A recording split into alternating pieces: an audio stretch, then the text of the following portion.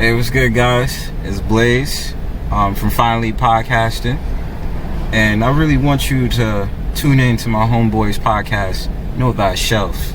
Feel me? Peace.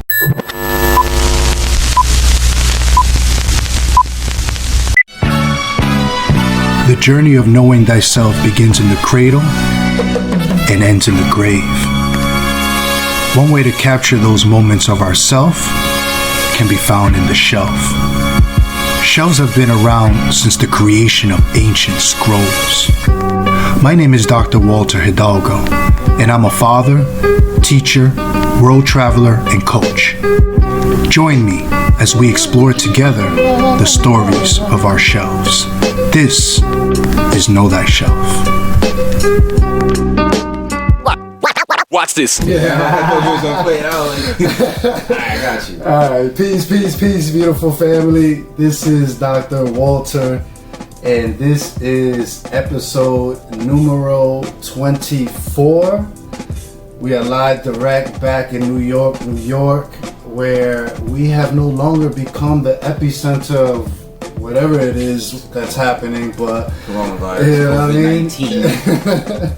what I mean? But thankfully we're here. It's another day, and I'm grateful to be alive, and I'm definitely super grateful to have y'all be here with us. The Know Thyself podcast utilizes the metaphor of the shelf to extrapolate the self. And basically, we use the experiences and journeys and what our guests share to kind of get to know them a little bit more, but also to learn a lot about ourselves, right? Because we're all part of this journey together. I want to take this opportunity, as we always do, to shout out someone. And today I want to shout out all our young entrepreneurs. You know what I'm saying? Particularly, I hate these terms, but I will. People of color, right? And I think it's dope that we're seeing a rise of that happening just all across the board, whether you're a millennial or post-millennial. This idea of having a 9-to-5 is becoming obsolete the more we navigate the world, but we'll get into a little bit of that later. But today, as I said, I told y'all it's time that we start bringing in the stories of our shelves. And today we have another guest. This is our second guest, because the last time I had my parents. That was dope in Rhode Island. That's dope, right? Gotta shout out to moms and pops, of course. Pops, cool. So shout out to them. If you haven't checked that episode out, definitely check it out. But today I have a special guest with me. Someone that I love, someone that I admire, someone that I respect. My brother Blayze. What's good? Hey, peace, and the same to you, bro. It's all love, doing respect out here. Just Blayze? Man. Definitely. Wow, I've known you. Wow, pretty much since I moved to New York. Since I was a teenager in high school, and he was at the program, and I was like, yo, like Walter's just like one of those peaceful dudes. And I was like, yo, I'm just here on like Fridays at Riverside Church. And I'm glad that you mentioned that. So let's jump right into it, right? So it's crazy. So if we can backtrack, right? In my own life at that time, I had just finished graduate school, right? Right. And I had studied theology, and I was in the intermediate stages of actually starting my doctorate. Yeah, you was talking about that back then, so I remember. Heavy. Yeah. And it was like, this is where theology and ministry kind of come into play. Like, and for me, I've always worked with young people, so I can't call you my young person, you know what I'm saying? But at that time, just a little elder. Yeah, exactly. I was in that category. A little elder. Definitely not the 60 plus, but up there. Because I couldn't call you old. You know what I mean? Like, I couldn't be like old, like, even though it'd be like a little bit demeaning, I couldn't be like, oh, that old man. Like, because I didn't have that old man swag. You weren't old though. Like, yeah. You would say like you was in your 20s around that time. Yeah, right? around that time. So I was a teenager, so it was just like, you're only at least about like 10 years older than me. Like, super facts. And you know what? Let me tell you a backstory with that. Reverend Lee. Remember Reverend Lee? Yeah, I remember him. Shout out to that dude. Yo, shout out to Rev. He's in San Diego, California. He's married with his kids. Yeah, right? Married with kids, and he was kids. Yeah, I thought he had 8 kids. No, I think he has 2 or 3 right now. Shout out to that dude, man. Shout out to Rev and his wife. Shout out to his wife too. It was peaceful. And the reason I'm bringing him up was because he was kind of like a mentor for me. And it was crazy because the way I got put onto Riverside was we got an email when I was at Union right next door when I was going to school saying that they were having a field trip to see a play downtown. I think it was The Lion King. Nah, I didn't go to that one. You should have. But they had tickets and they needed just people to facilitate, and because I think they had like 30 or 40 people going. And I was like, oh, this is dope. And it's young people. And it's next door. And it's a play. I've never seen a Broadway show. Lit. I'm going. I went. And I went. I had fun. I think I didn't see you, but I saw some people that we got to know in the future that you know. And I'll never forget. I think it was before we left. This is a true story. Rev came up to me and he said, something, the spirit is actually drawing me to you to tell you to come. Fact, this is super facts. He came up to me and he said, I want you to come work with our young people. And I was like, alright. He says, we're putting the budget together and all that. I'm still finishing up school. I'm about to graduate at that time with my master's. And he was like, I'll let you know. I'll hit you up in the fall, but I'm gonna work hard to get you to get in here. Oh, and my dude. September I got in. You came in. And I came in, and then that's when I met all of y'all. Yeah. And, I felt at home there. You know what I'm saying? Because I'm from the hood. You know what I'm saying? Like, I felt like I was back at home. I had looked forward to coming to the program like every Friday. Because my backstory with that was my middle school classmate, Roman. Yo, shout out to Rome. Shout out to Rome. Because that's what he goes by, but he was spitting, yo. And Rome got bars. He be having bars though. Yeah, I know. Did it. You know what's funny? We gotta bring him. Yeah, we got because Rome, me and Rome had met up, I think last year or the year before, and we was just like freestyling at the house, like me and him, bar for bar, and I was just like, yo, you still got it. He's like, yo, you got it too. I was like, yeah, I'll be here. You know what I'm saying? I did my IG freestyle once. Shout out to Rome though, and he was the one that I don't even know how, but. Obviously, it was his grandmother, rest in peace. R.I.P. Yo. That his grandmother, like, I was always curious because I was like, yo, me and Roman was like, still best friends. Like, I still consider him my bro. So he had invited me to go to the program, and I was like, what is this? And I was like, oh, another something to do something. You know what I mean? So I was like, yo, let me come out to the program, and I was just like, cool, like. Church is cool, you know what I'm saying? Of course, like y'all feed us the pizzas. A little sunshine, I be hungry, get a little juice. And then we play basketball, so I was like, I like it, you know what I'm saying? So that's why I felt grounded. And then obviously I met you, and then I met Reverend Lee, and I was like, they're always those like spiritual, like low-key people. Like you never see them get mad, you never see them be like out of order or anything. They just be like, yeah, peace, and when we talk about God, I was like, and shout outs to River Church though, because Riverside Church actually gave me a job there, like while I had learned, I had learned about like website building and like to manage like programs. Did you know Rashid there, aka Nunzio? Probably, if I seen him by face. Shout out to Nunzio. He helps with end of the week, and he was working at Riverside. Yes. See, it's a small world because like I know people from end of the week. Of course. So it's but like that was the whole backstory of like how I went to Riverside Church. And let's bring it a little bit back, a little further back than that. Yeah. Please, because you are from Harlem, right? And I say that because right, and we include that. To include Riverside Church, because they got funny with it, calling it Morningside Heights or whatever.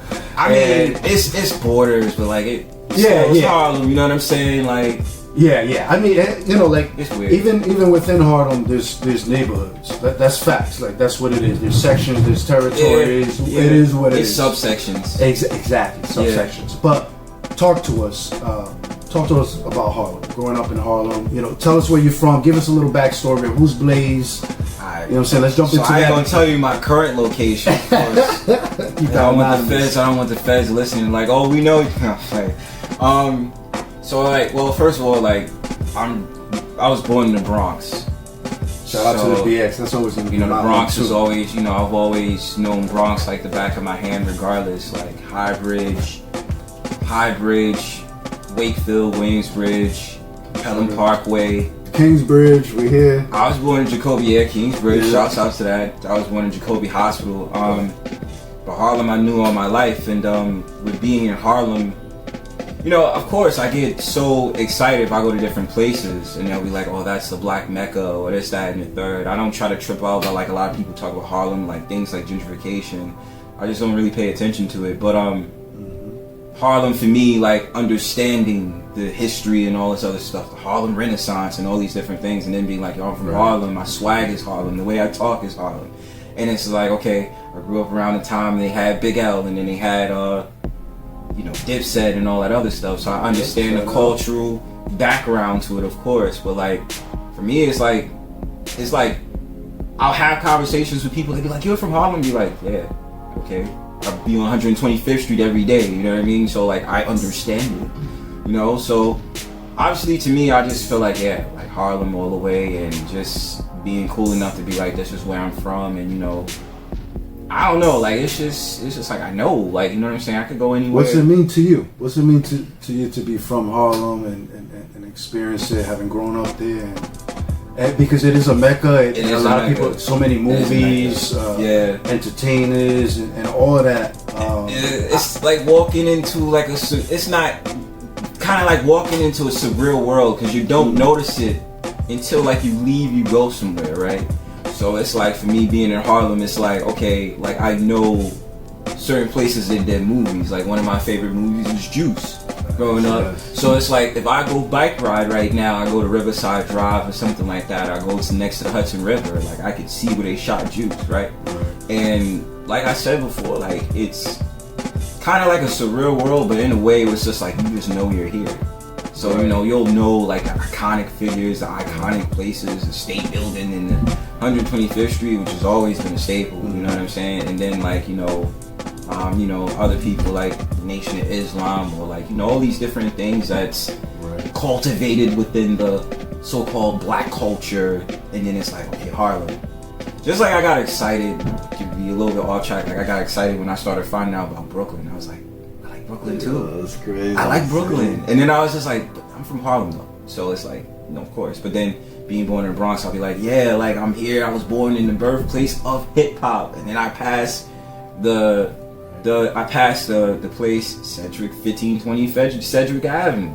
You know what I'm saying? Where they had the birthplace at that party, August 11, 1973. You know what I'm saying? Yeah, that brother deserves more money though.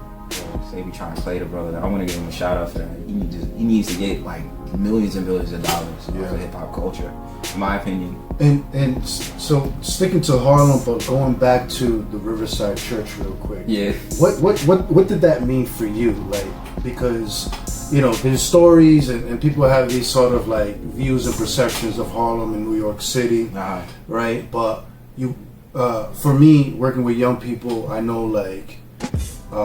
Even myself, right? There needed to be a space and a place where you feel comfortable enough where you're not going to be judged, or you're not going to be picked on, or you're not going to be, just where you can be you, right? Because I think that's the spiritual side. And for me and even Rev, right? Like I understand, and I never wanted for y'all to feel like uncomfortable and not yourselves, because God wants you to be you 24 hours 7 days a week, right? So what did it mean for you, like considering growing up where you grew up, seeing what you've seen? Because some of the cats that came through that program were they were a little lit, they were going through the block, straight up from the block. And but we also had some people that were very privileged, very and we had, what's crazy? It was mixed. It was mixed. So we had conversations about like racism, or we had conversations, and it wouldn't just be, like so-called black people primarily. It would be mostly, but then you would have, so-called white people that's there that was cool. You know what I'm saying? So my experience, especially with Riverside Church, was like the perfect transition for me in high school. Because I was like, I come from a church where I feel like I'm mad judged, you know what I'm saying? And then it's just like, going to that church on Sunday, like I didn't feel the connection after a while because that was the home church. And then when you go from like one church to another, it's just like, okay, well, I'm going from one place to another place, and I was just like, with Riverside, it's just kind of chill. Like I don't have to feel like I gotta wake up and just wear this like overdressed outfit. And like especially like the programs, like you wanted to go to the programs. Like the old church I went to, I didn't want to go to their programs. I was like, it's cool, you make friends there and this, that, and third, or crush you're probably growing up to be a teenager, so you'll have a little bit of crush on little girls that's there. But as far as it's concerned, like Riverside fit more of like how I wanted to socialize. Interesting. So yeah.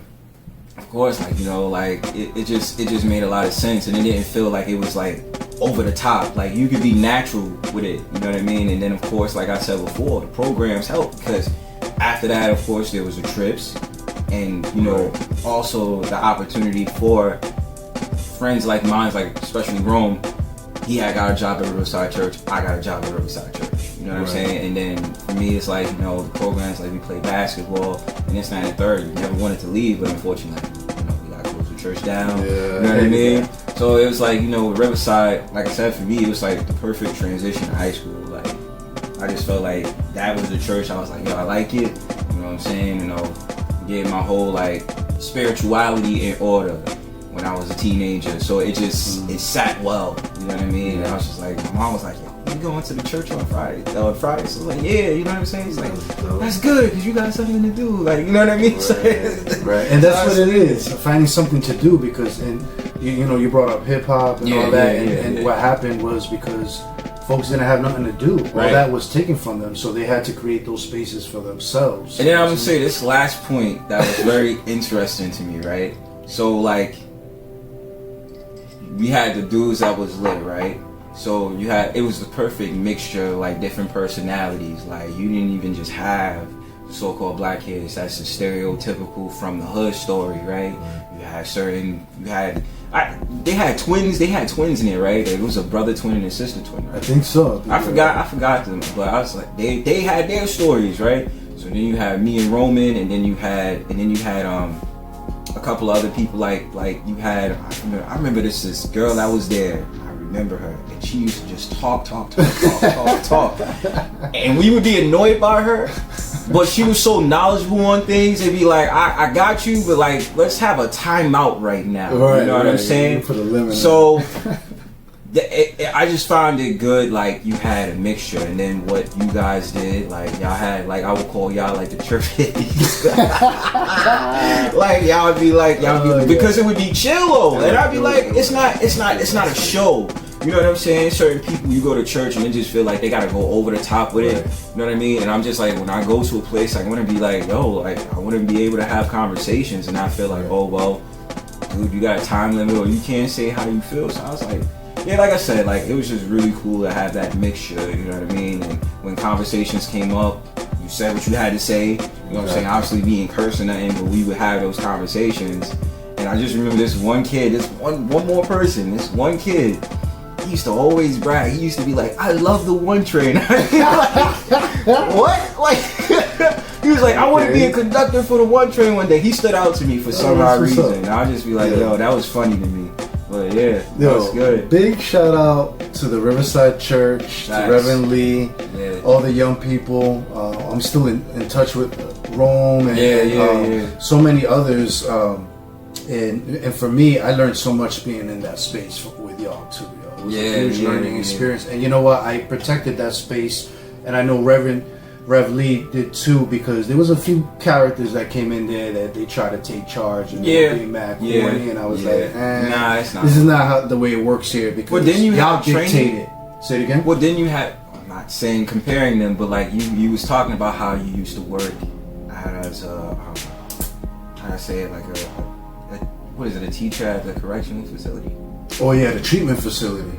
Facility. Yeah. So I remember your demeanor, it'd be like, yo, you went through a lot more tough-ish, and like Riverside wasn't compared to like what you went through, but like you would tell me the stories, I'd be like, yo, that's crazy. So making the transition there, like you know how to stand up to certain situations and be like, okay, we gonna handle it like this, just to make sure everything is cool. You know what I mean? I'm always been about. Things been pretty fair. It hasn't been nothing too crazy or people getting out of line. You know, so yeah. We had a few incidents. I know people kind of went out of context.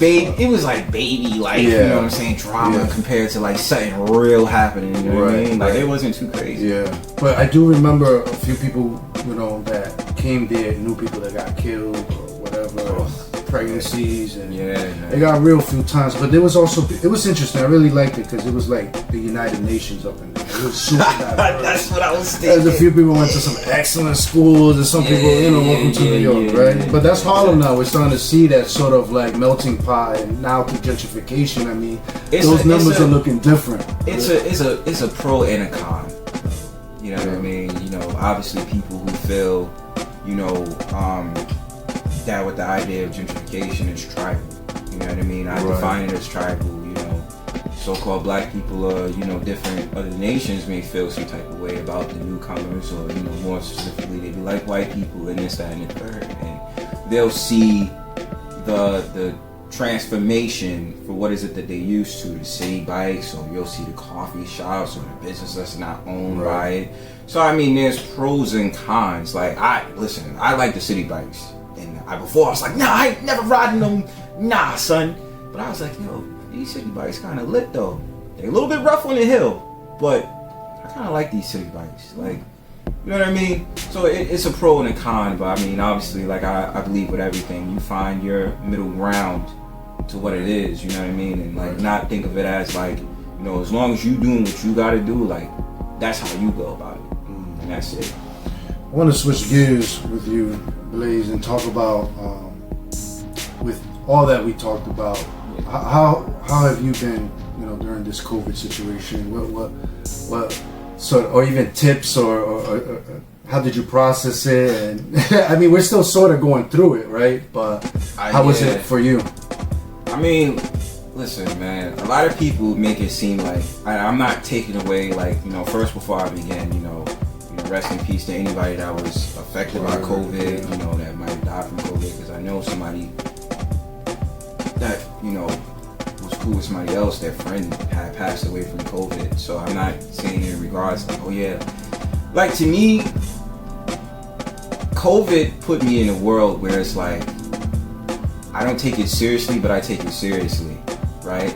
Because I don't like being manipulated by the media. That's my biggest problem. Like, I don't like being manipulated and be like, oh my God, you this, that, and the third. Like, obey. Like, no, like, you're speaking the Blayze. Like, I don't take no nonsense. You feel what I'm saying? So when the COVID first happened, like, I still was working. Like, I'm still working now. But I was out, like, in the trenches. Like, first happened, I was like, how am I going to be protected? Like, are y'all giving us masks? Or y'all did this, that, and the third? I was like, I'm not going to work. And I didn't work for like maybe 2 to 3 days. And then I was just like, you know what? You know, as long as I'm protected or whatever, this, that, and the third, I could make some more money out of this. Right. And still get to what I want. So it was like, you know, even with that, I was like, yo, I'll surplus my income by like doing Uber. I was going to do Uber Eats. And I was going to do like those things. And I was just like, let me take back on my mindset, right? So I thought about it to myself. I was like, yo, like, what I really want to do is take time to myself, like I agreed. Because before this COVID thing really got serious, I went on a spiritual vacation already. I went to a spiritual vacation out in Philly. You know what I'm saying? For Shout like out to Philly. Shout out to Philly. You know what I'm saying? I thought when I was in Philly, I was at I was thinking about Will Smith when he the Bel Air. He was like, West Philadelphia, born and raised. I thought I was in West Philadelphia. I wasn't. I was in a place called Poplar. So I was like, that's not West Philly. It's like north from Center City, whatever. I don't know how they pronounce it. New York. So I was out there for my spring vacation. So my spiritual vacation, just to wind back, get out the city, have my mind right. How am I moving forward? You know what I mean? And I was like, okay. That's just what I thought with the whole COVID-19. So I was like, yo, this is a great time to reflect, to understand what the next mission is, because honestly, there's a lot of things on my mind. I don't want to be working for nobody else. I want to be able to do my own thing, you know what I'm saying? With the podcast, I know I'm a great speaker, or whatever talents I put forth, I know for sure, like, I'm going to put it out there, people rock with me already. So I was just thinking about myself, my well-being, and this, that, and the third, and, you know, working during the whole entire COVID-19. It was crazy to see New York really kind of like become the city that sleeps. Yeah, facts, right? Or take a nap, you know what I mean? Like, you know, you get on a train, like that's a nap though. Like, you know what I mean? Because you still see people going outside, but like at the nighttime dead, you know what I mean? Or like certain times during the day, like seeing the stores close up, the storefronts, all these different things, a transformation of New York City because of COVID-19, and then it'd be in the hot spot, so then they asking $113 an hour at these hospitals, volunteering $35 an hour to transport dead bodies. That's crazy, right? MTA was offering people a position to clean trains and all these different things, a lot of different things that was happening at that time. So it was just like, I saw a lot of stuff, you know what I'm saying? Like, you know, from homeless people making the trains they home. For real. Trains being empty. Trains having 1 or 2 passengers each car. Train stations empty and all these different things. And you just sit back and be like, look, I like it for the sense of the matter. Like, I was able to document this. You know what I'm saying? I was able to snap the flicks. Live in history. You know, live in history and just be like, oh, this is what's going on. You know what I mean? And I was just like, yo, this is crazy. Like, you know what I mean? The whole thing about being an essential worker / or non-essential and this, that, and the third. But I was in my own world, to be honest. Like, I just was like, yo, I want to just go on an adventure because every day is an adventure. Like, it felt weird because, like, it got to a certain time about the COVID-19 and I was like, wow, I actually stepped into Brooklyn. Like, I just went to Queens, I went to Brooklyn today. Like, I stayed in Manhattan for months. Like, just to dodge out of the Manhattan borough to go somewhere, it was just like, yo, this is COVID. But I think in a very spiritual sense for myself, I think COVID allowed me, and still is allowing me to, like, take a seat back to finally be like, hey, what is it I really want to do? What is it really what I'm trying to go for? Or know myself, or, you know, actually, like, read into stuff more. You know what I mean? To read into stuff. Like, that was the main thing, because I wanted to read more books and do more stuff.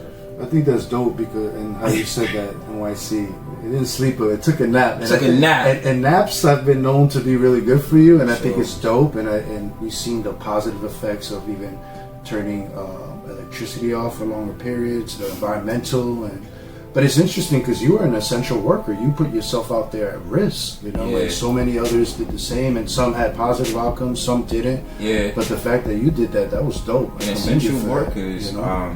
Especially what was really crazy about it was that with the essential workers, you would think that the trains weren't crowded. Certain lines were still crowded during the essential, such as like the D line and the 4 line weekends, packed.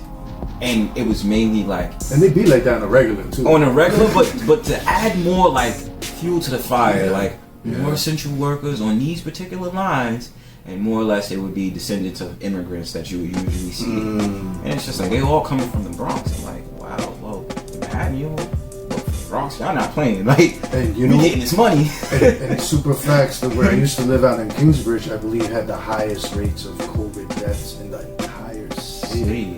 10468. Super facts, man.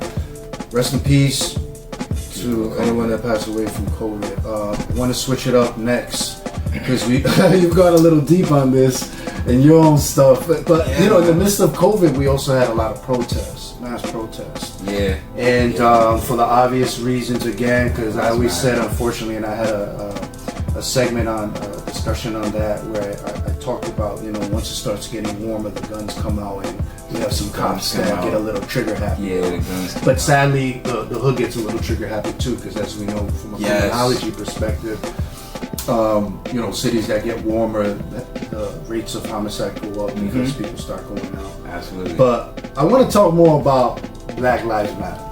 We've had this conversation. You start this off, man. So, you know, for me, all right, so, you know, I like to keep it real. You know, a lot of the reason I do this is just because it's therapy for me, too. You know, like I love the fact that this is an opportunity for us to build one-on-one, but also disseminate knowledge, wisdom, and understanding to the mass public, and however way they choose to utilize it and pull from the toolbox. How they take it. Exactly. Yeah.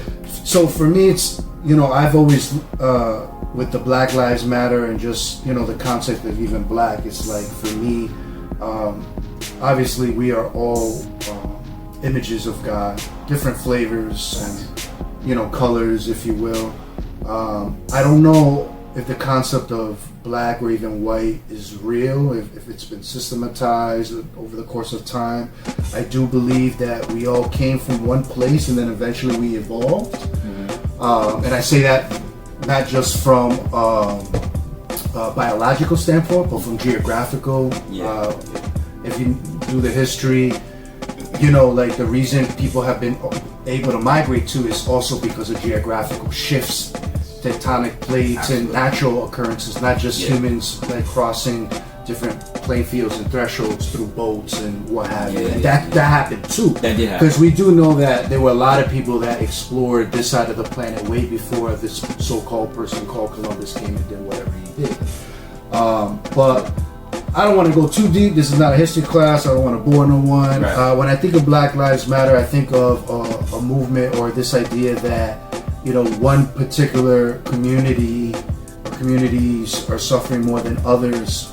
But at the same time, I consider myself like Afro-Latino, like part of that diaspora, part of that culture and that understanding, because it's what I connect to, it's what I feel real to, it's what I grew up to. And truth be told, I tell people that, and this is all interconnected with what we're talking about, because now they're having like Afro-Latino lives, Black Lives Matter stuff, and all this different derivatives of it, and we're going to talk about that.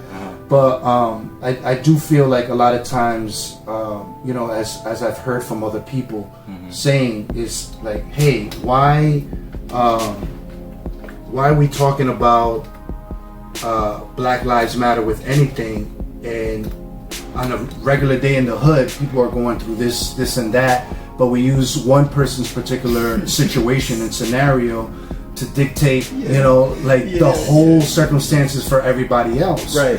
And what's it looking like for a regular black person, quote unquote, particularly a man, on a November day and a cold day, you know what I'm saying? And it's not a summer or a springy day when stuff seems to happen concurrently.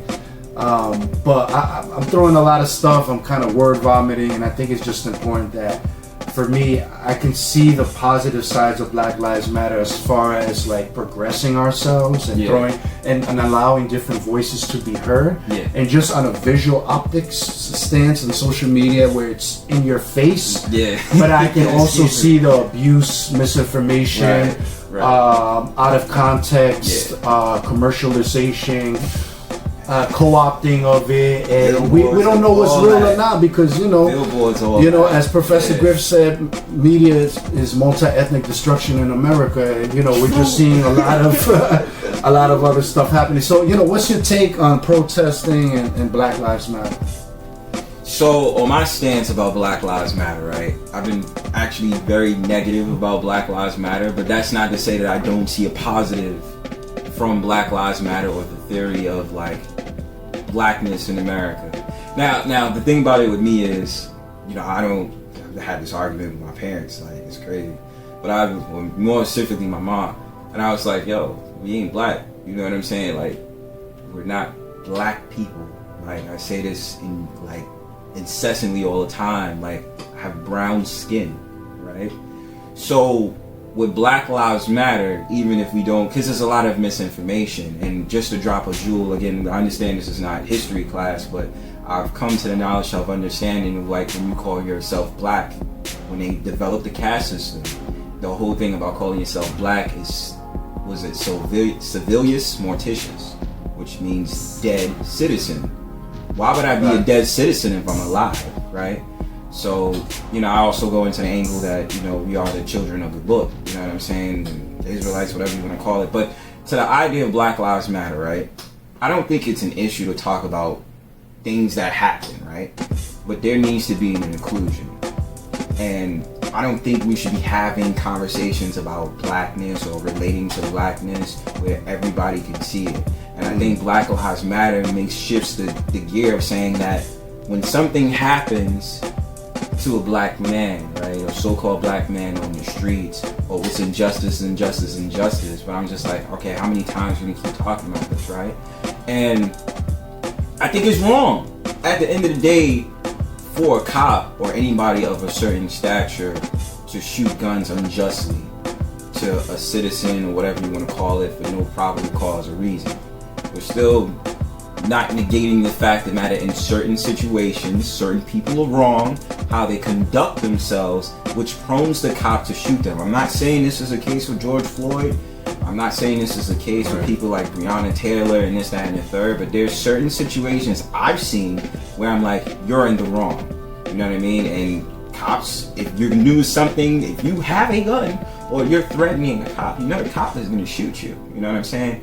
And my thoughts on Black Lives Matter is, like I said, they shifted into one direction that I don't like, which is not even based upon a so-called black man's life. Now it has to do with something else. And I'm just like, how are you going to point this to something else when this doesn't have to do with someone like me?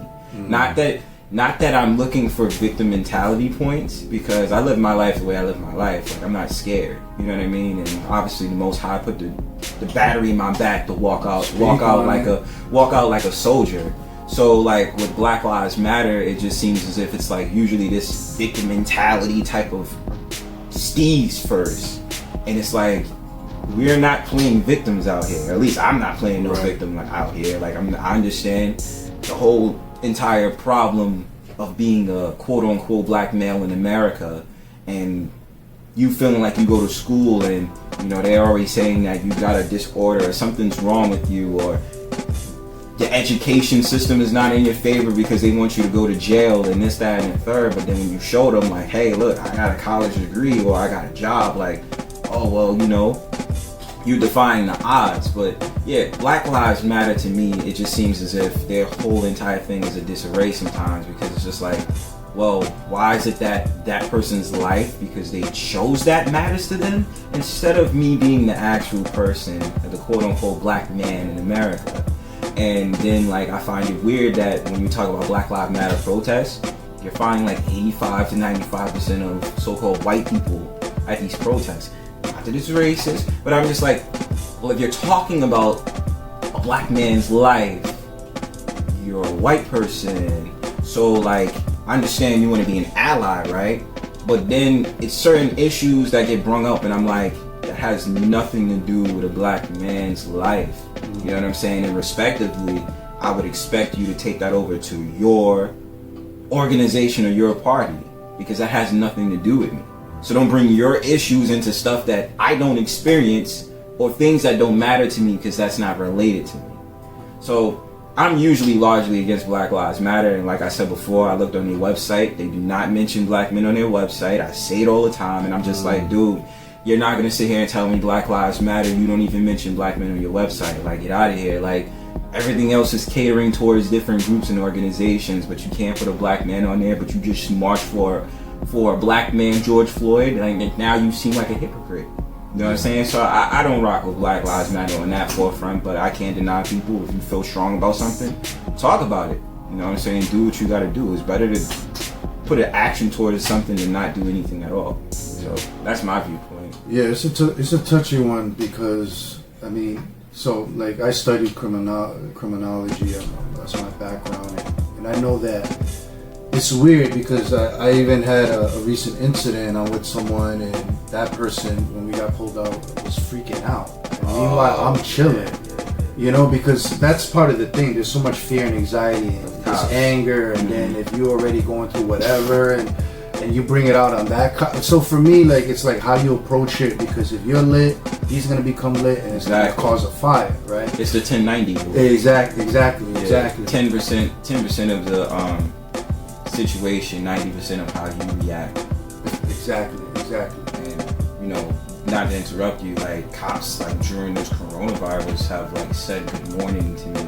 Yeah. And I've been like, Excuse me? Yeah. You know what I mean? And I think that's important that we talk about that, because I mean, you know, a lot of this too is just more like we've been saying, it's systemic too. It's a systemic issue. Yeah. You know, that's really at the heart of it is too, because I've been profiled and called a lot of things by white African, black African, Latino African, quote unquote, whatever. Yeah. Everybody else in between. So, but I want to shift gears because you also have your podcast too. I want to make sure we throw it out there. And it's called Finally Podcasting. And give us I guess like the overview of where the name came from, and you know, what's your what are you looking to accomplish, or what are the topics, or. So, Finally Podcasting came about. This was a concept that I had since maybe 2016, 2017, and I was working with a friend at a job. I was like, yo, we should start a podcast together, and this and the third. There's always these different things people want to start stuff with me. Not to sit up there and say they're not legitimate or anything, but I was like, yo, I really thought about that because, you know, I talk and I express my mind and this and the third. So I was like, yo, podcasting. How could I do this? You know what I mean? And then I was like, I found some apps. So I was like, oh, let me do it. But the reason I call it Finally Podcasting is because usually when I do a project, I take so long to do things.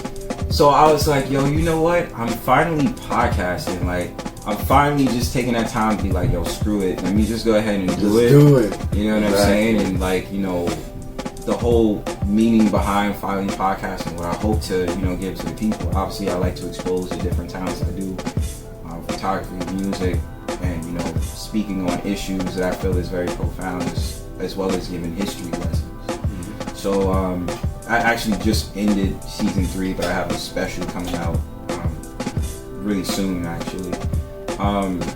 Yeah, with the podcast, it's a no holds barred. I say whatever I want.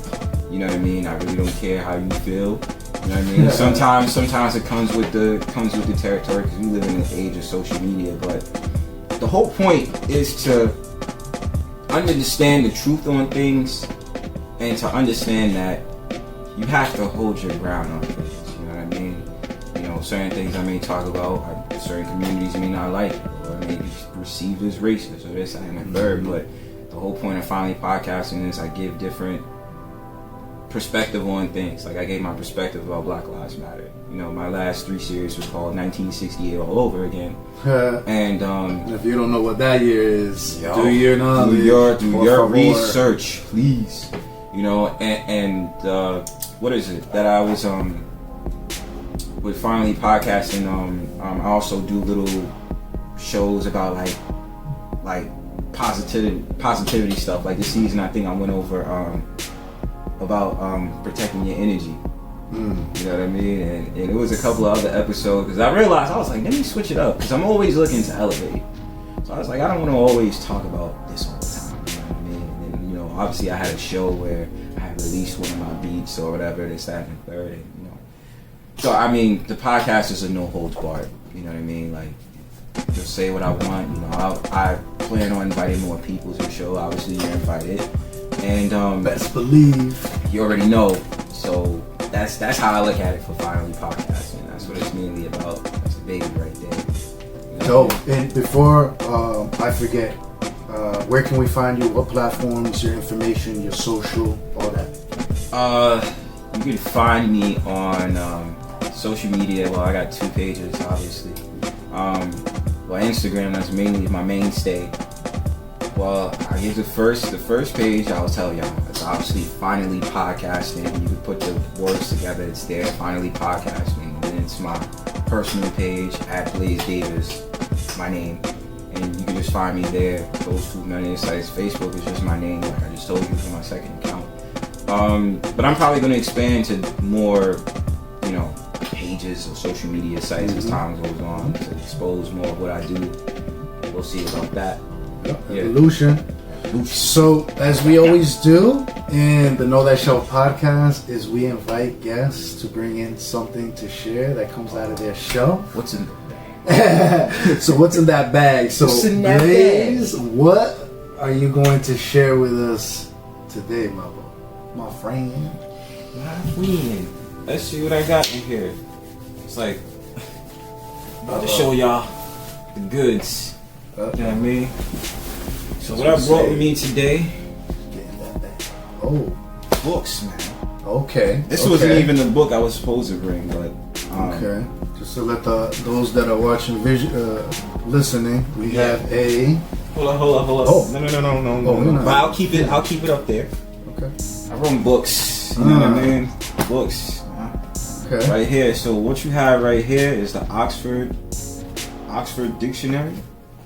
You have the Half a Man book. Oh, such a classic book.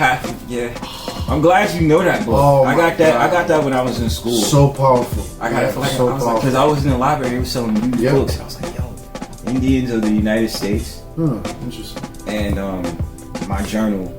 And classic. the journal means a lot to me because I know you was talking about like what does it mean to you. So I mean I can go over each book if you would like. If that's cool. Oh yeah. So I guess I'll bring up the journal first. Like for me, the journal is kind of like my world of like expressing the day-to-day functions. I write about anything I want to write about, and I think that's very important because with people who like to express themselves, like sometimes things can be explained like out in the open. Like I know for a podcast, I ain't gonna talk about certain things I go through. I mean, in business, you feel me? So with the journal, I think about it like, you know, each day or each time I put in an entry, it's an episode. Like, what is it that I'm talking about today? What was the whole point of today? What happened here and this and that third? And it's so enjoyable because when I look back on the other journals I did, it's like I was able to touch on, it's like, yo, I remember that. Or I remember this person or that person or what happened that day. And it's like, yo, that's how I write it. Like, I'll title it something I'm thinking, and then I'll just go off of that. So that the journal really adds that value to, you know, just talk about whatever it is I'm talking about, or like if it's projects or ideas, obviously that goes in this book. And it's just much more to just to define like, you know, what is it that I'm really feeling at the moment. You know, I'll have that urge to just write and I'll just go with it, you know what I mean? So that's it for the journal ebook. I know I brought the other books, the Oxford Dictionary I read from time to time because I like to expand on words. I like vocabulary. The language, I don't care if you say English is a slavery language or whatever. It's just very fascinating words in general, especially when I do history. And I'm reading up on history. The words in here, you know what I mean? It's like certain things that you, like when you hear people on videos and they use a certain word, you're like, what is that? Quick search. You know what I'm saying? And I like to more or less take it to actual pages than really do the internet. I'm a millennial, so, but I like to really much so read, you know what I mean? Just like I would like to do with the Bible, so it's the same thing. I didn't even mean to bring this book. This book was in my bag. And with this book right here, Half a Man, I get to know more about New York in a certain time in the early 1900s. And, you know, the plight of the Negro and finding the findings about what was going on during that time, because, you know, a lot of people might have thought New York was a free state. Obviously it wasn't. There was a lot of crazy, and obviously this is a land of immigrants that came to this land and made New York what it is. But, you know, I could dive deep into, like, you know, the origins and this, that, and the third, but this book was really good to just study and to learn about like the different land masses and what they had to go through at that time, and all that other stuff. And in this book, I just finished this book, Indians of the United States. It's interesting that they say Indian because the origin means Indios or like stuff like that. They, you know what I mean? But you know, like I got excited because obviously I'm studying the Aboriginals of America. You know, Native Americans. The original Aboriginals were so-called black people. You know, I have my philosophies on that. They'd be like, oh, you know, even my family members, look, you got Indian in your family. I'm like, oh, well, that probably means that we're Indian. You know, let's not say we have it. You know, we're probably Indian. You know what I'm saying? So, I can't tell you what origin yet. I'm still studying that. Obviously, trying to do the genealogy. But so far, in this book, I had learned about so many tribes because I'm so interested in American history. Like, we always just think American history is like people like Abraham Lincoln and, you know, the rest of these people out here, Thomas Jefferson and this, that, and the third. It's like, nah, what about the Indians? You're not going to just tell me they was all in teepees? You ain't gonna just tell me, oh, it was in Pueblos and this, that, and third. Nah, like they did a lot of different things here. You learn about the Apache, you learn about, even they talk about the Aztecs and Tanoans. So even like words or things that we say have an Indian origin. You know what I'm saying? Like Chicago does, Miami, you know, obviously places in Tennessee, even in New York, I can do a history on later, that have quote unquote Indian origin.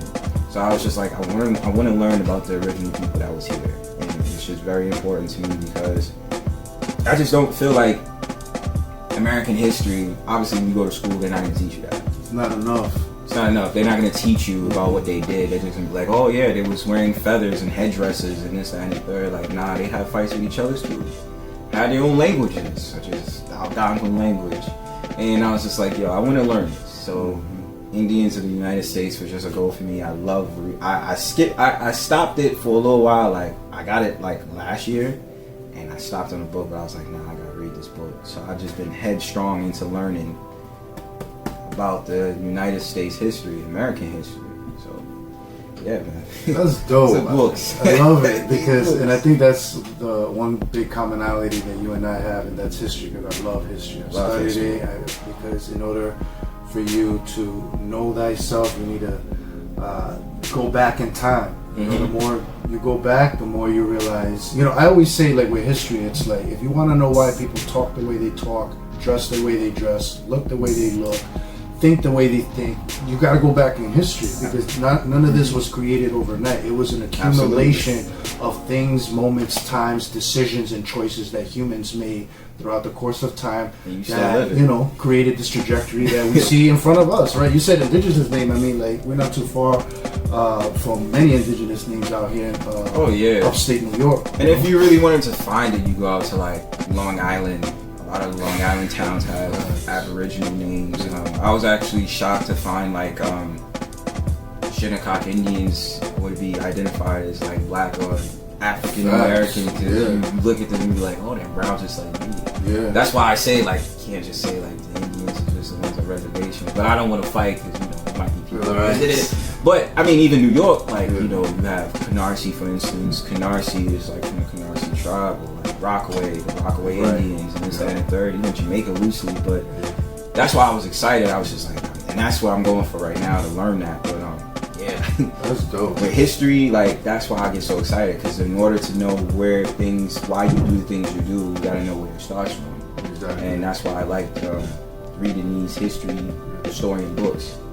And shout out to not just his story, but her story too. We gotta elevate the women voices out there. Of course, the women are always important. Always important. Yo, so on this note, we're gonna wrap it up with my brother B. So proud of you. I'm so proud of, like, you know, love you, my dude. Like, everything that you're doing. Love you too. Yo, shout out to Finally Podcasting. Check that podcast out. Any other stuff you got working on, B, that we should pay attention to? Because you're an entrepreneur, my dude. You do music. Yeah. You got pages or stuff that you're trying to promote out there? Right now I'm gonna just keep it under wraps, but yeah, I have a couple of projects that I'm working on that I'm not gonna say a release date, but I'm really headstrong on wanting to get it out. So as for right now, just tune into the special I have. That's what will be coming up soon with the podcast, and I'm looking forward to dropping some more jewels, some more stuff as the year goes on.